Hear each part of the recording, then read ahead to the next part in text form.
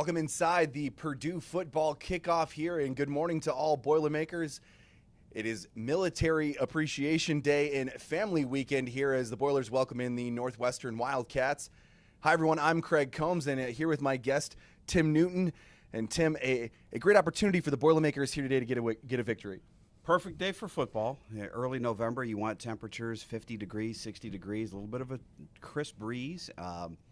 It's a football team that hasn't won a game in 2 months. It's desperate for a win, and today could be the day. You hope, because you look at the rest of the schedule, and you hope you can get one today. Well, the 89th meeting between the Boilermakers and the Wildcats happens here today on November 2nd. November 2nd, the first time that these two teams played 129 years ago. So a rivalry, if you will. It's been happening since the 1800s. The Boilermakers come in here today with questions on offense. They have Hudson Card coming back off of injury. You also have Ryan Brown, who's been playing well the last couple of weeks for the Boilermakers. A great opportunity to kind of set your feet in the ground and do something offensively today. Yeah, but against the Northwestern defense, that is the strength of its team. Northwestern is actually pretty salty defensively. They only give up 22 points a game, about 350 yards a game. They force a lot of turnovers. They're very solid in what they do. They don't do a lot of fancy things on either offense or defense, but what they do fairly well. So Purdue's offense will be challenged today because this is a good Northwestern defense, but fortunately for the Boilermakers, the other side, they're probably looking at the worst offensive team in the Big Ten today in Northwestern. And a great opportunity for that defense of the Boilermakers to hold Northwestern at bay. But going back to the offense, you look at Purdue's rush for over 200 yards the last couple of weeks. Do you see them staying on the ground more today or trying in the air? Yeah, I would say you're going to see a lot of ground game today, and especially out of the quarterbacks. We know that we'll probably see both Hudson Card and Ryan Brown. Don't know who's going to start, but I think whoever it is, you're going to see a lot of planned quarterback runs today. You could see both those guys on the field at the same time, and so there could be some things going in that game. But yeah, I think Purdue, their strategy here in the month of November, playing against really good competition, is going to be to establish the running game, try to shorten the games, and take their chances and see if they can pull out some wins. Well, and with 5 games to go, Boilers obviously only one win this season, but with 5 games to go, a great opportunity to get a couple of wins. Also some opportunities coming up with Ohio State and Penn State to try to get one of those upset wins. But, a great opportunity today against the Northwestern Wildcats to kind of turn the season around, if you will, and get some momentum as we head towards the end. Yeah, and momentum is needed right now because there's not a lot going on when you've lost 6 games in a row and you're looking to try to turn things around and get the fan base excited again about what can happen here and what can happen the final 4 weeks of this season. But today, you never say a must game because, you're at 1-6, but I would say if you're looking at the month of November, today's a must game. Well, and a great opportunity, and the Boilermakers will have that opportunity here in just 2 short hours and see if they can get that second win of this season. We're going to step away here now for just a second. Thank you, Tim, for joining us here this morning on the kickoff. We'll send it over to the Purdue Team Store with Ashlyn Boersma and the Purdue Team Store item of the day.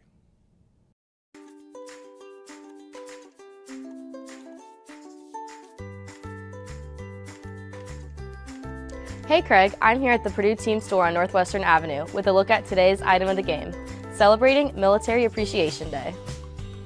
This olive green t-shirt features the words, "I am an American," along with the stylized star and stripes in old, gold, and black.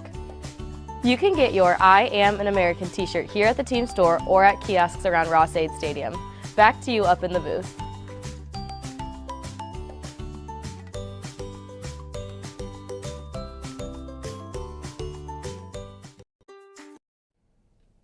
Welcome back inside the Purdue football kickoff here inside Ross-Ade Stadium as the Purdue Boilermakers get ready to host the Northwestern Wildcats here this afternoon, November 2nd. And again, a note, 129 years ago, Purdue and Northwestern met for the first time. November 2nd, 1895 was the first time these two teams met.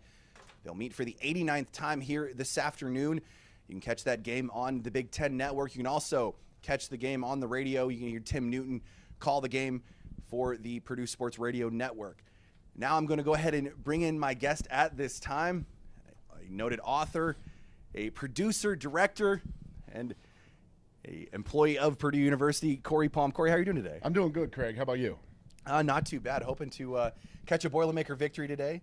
Hoping the Boilers can come out and get a victory today against the Wildcats. And it's a good day here. It's an exciting day. The sun's out. You can't complain. It's perfect weather. It's got that crispness in the air. I woke up had to scrape the windows this morning, but not for too long. It's one of those really ideal November days for. I hope everybody's enjoying their tailgates as they're watching us on their phones or whatever around the stadium. Well, and on top of the game today, it's Military Appreciation Day. I mean, I'm sure you can't tell by the hat you're wearing, the shirt that I'm wearing, but a Military Appreciation Day today, celebrating all the veterans that have served our country so graciously, and we thank you and celebrate you today.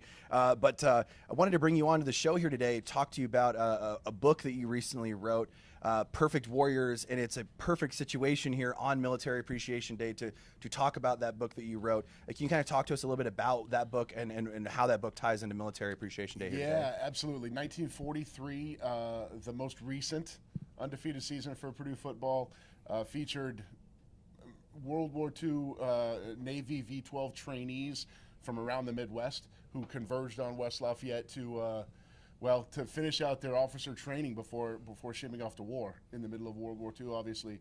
And it was just a great collection of guys. And this book, I see you've got it right here, Perfect Warriors, tells the story of Alex Agassi. Tony Butkovich was the star of that team, and they were both All-Americans that year for the Boilermakers.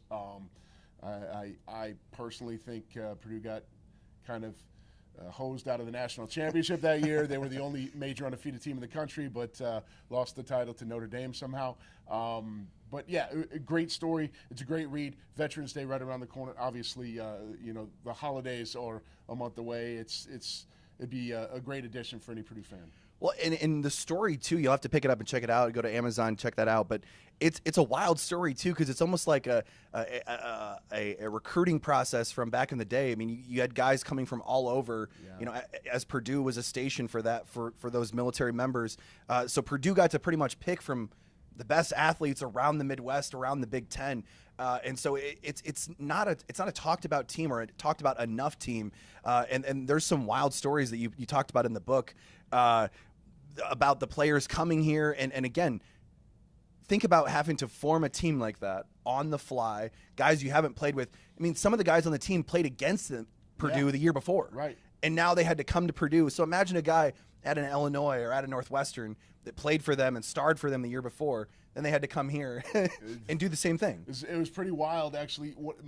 There's lots of amazing little anecdotes from the book from that time, but my favorite is when Illinois played here at Ross-Ade, there were like 6 guys on the team from Illinois, and including Agassi and Butkovich, who were both, stars at Illinois or burgeoning stars at Illinois.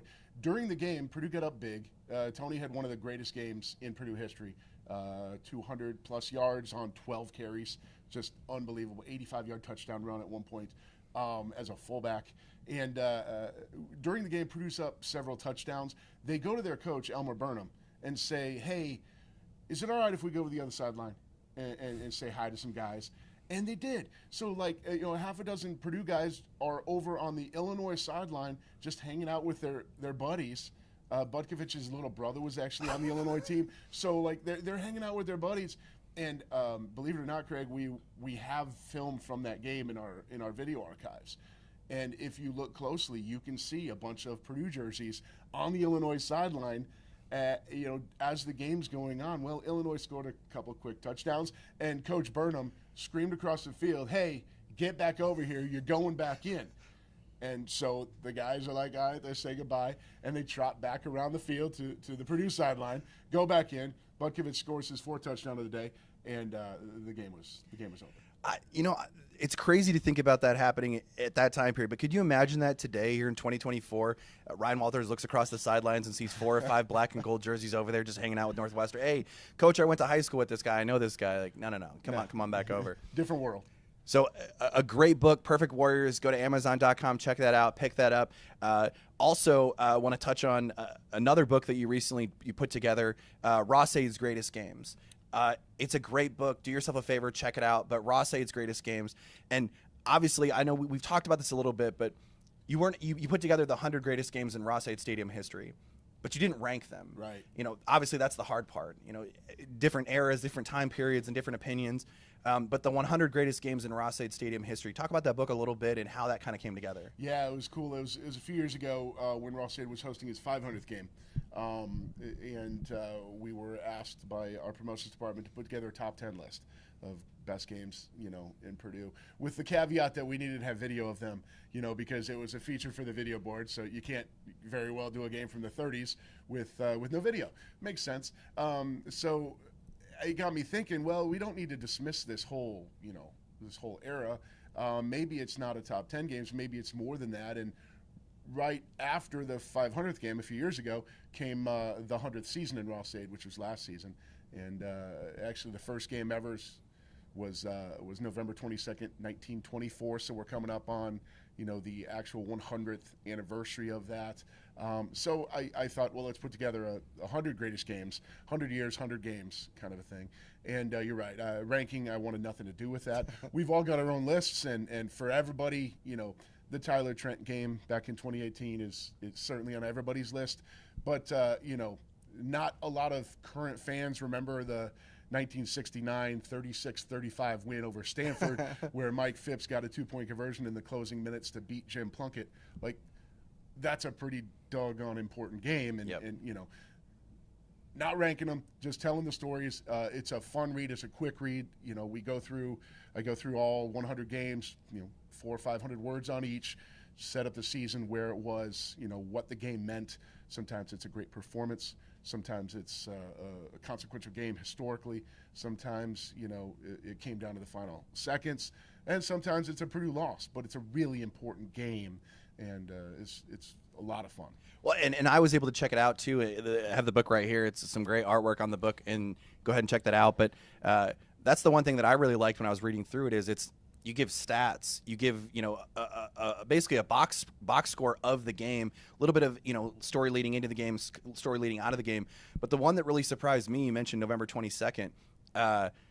Purdue played an entire season at a different stadium, yep. and then opened up Ross-Ade for the last game of the season against Indiana, which it's crazy to think about today how that would be. Hey, we're going to play at Ross-Ade Stadium for 9 games, and the last game of the season we're going to go across the street to the new place. Yeah, it was wild. Why don't you just wait till 1925, right? Well, I think they wanted ceremoniously to be Indiana that they were playing against, and there's the great stories of why the stadium came to be.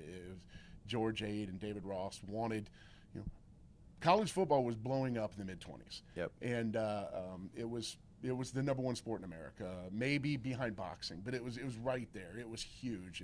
You had Red Grange, you had the Four Horsemen at Notre Dame. It was just legendary stuff. And they were proud Purdue guys who wanted to be able to talk about the Boilermakers wherever they went. So, they bought the land, donated the money for the stadium, and it sort of worked out that it was the final game of 1924. They played the rest of the season at Stewart Field, and then moved over here, and the rest, as they say, is history. Well, we fast forward to present day after going a little bit of a history lesson, but today the Purdue Boilermakers hosting the Northwestern Wildcats, and while I have Cory here, Cory, I have to ask, I put you on the spot. You're the second person in the kickoff always has the tough task of give me a prediction of today, Purdue versus Northwestern. What's your prediction for today's game? I think we actually see the Boilermaker defense come to life a little bit today. I think they're going to hold this Wildcat team down. I really loved what we saw to Ryan Brown at Illinois. The Oregon game's an aberration. They're the best team in the country. And there's a lot of teams this year who've lost to them worse than 35-0. I don't take much from that. I want to see the offense put up some points today. I think the defense will hold the Wildcats pretty low. Let's go something like 27-10. 27-10 Boilers. All right, so you heard the prediction here first from Cory Palm, 27-10 Boilers today. That's going to do it here for us today on the Purdue football kickoff. The Purdue Boilermakers are less than 2 hours away from kickoff against the Northwestern Wildcats. You can go ahead and catch that game on Big Ten Network. You can also listen to Tim Newton and the boys call it on the radio on the Purdue Sports Radio Network. For all of us here at Purdue Kickoff, I'm Craig Combs. We'll see you guys here in a couple of weeks as we wind down the 2024 football season. And as always, Boiler up, hammer down, Hail Purdue.